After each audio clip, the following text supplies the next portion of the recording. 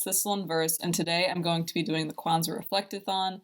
I'm filming on Christmas, so I've got my ugly Christmas sweater on. But the color scheme kind of does work with Kwanzaa too. I got the red, green, and the black, so I might be good. Just popping out a hiatus to do this video. So for people who are wondering what my schedule is going to be looking like once I'm back more permanently, if you check my About section, I posted my schedule for the month of January over there, and I think I'm going to do that going forward, where I put what I'm going to do for the month in my About section, so check that out if you're wondering what's coming down the line. On to the actual video. So the Kwanzaa Reflectathon is an event created by Injeri Onyx pages that she hosts each year. The idea is to think about what you read from the previous year through the lens of the principles of Kwanzaa as they pertain to books featuring Black characters or African descended characters. So the first principle of Kwanzaa is Umoja, which is unity, and for that I thought of Juniper Leaves, The Tale of a Lonesome Magical Girl by Jazz Joyner. This is a coming-of-age story about this teenager, Juniper.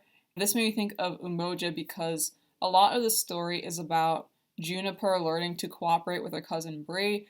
Juniper is kind of withdrawn, she's kind of nerdy, and she's very self-conscious, and Bree's very exuberant. Bree talks back to adults. Juniper thinks that Bree's kind of cooler than her, and so she kind of thinks that when Bree is trying to befriend her, that Bree's kind of looking down on her, and that causes some conflict between the two. And over the course of the book, Juniper learns to relax and let her guard down, and also how to work with someone whose personality is so different from her own. The second principle of Kwanzaa is Kujichagulia, or self-determination, and for that I thought of A Ruin of Shadows by L.D. Lewis.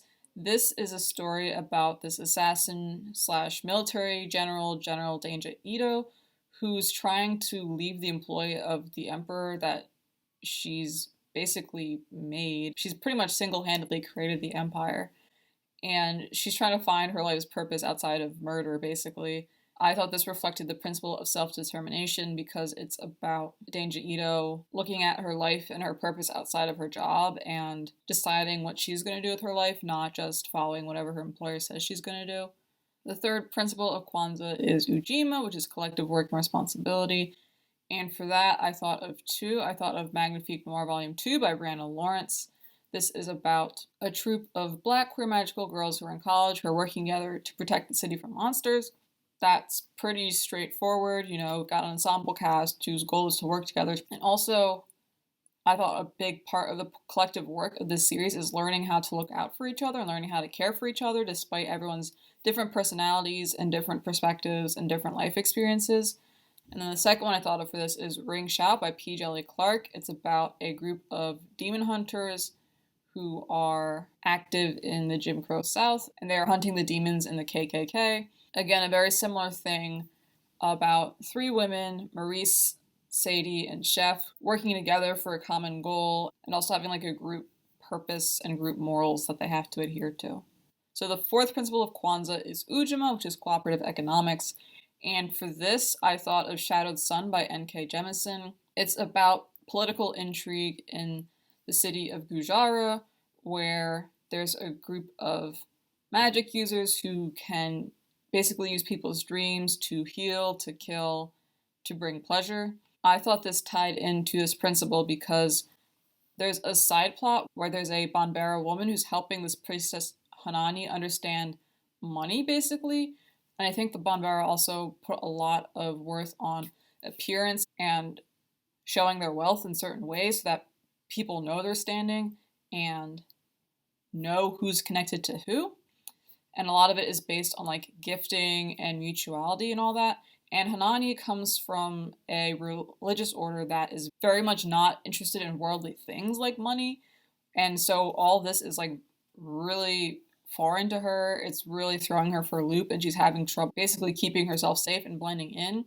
And so there's the Banbar woman whose name I'm completely blanking on, but she really steps in to look out for Hanani and show her the ropes and keep an eye on her, and they develop a friendship, and that was one of my favorite aspects of this story, and I thought that really reflected this principle because the Banbara woman lends Hanani a lot of money and tools and whatnot. So then the fifth principle of Ujima is Nia, which is purpose, and for that I thought of David Mogo Godhunter by Suyi Davies Okungbawa.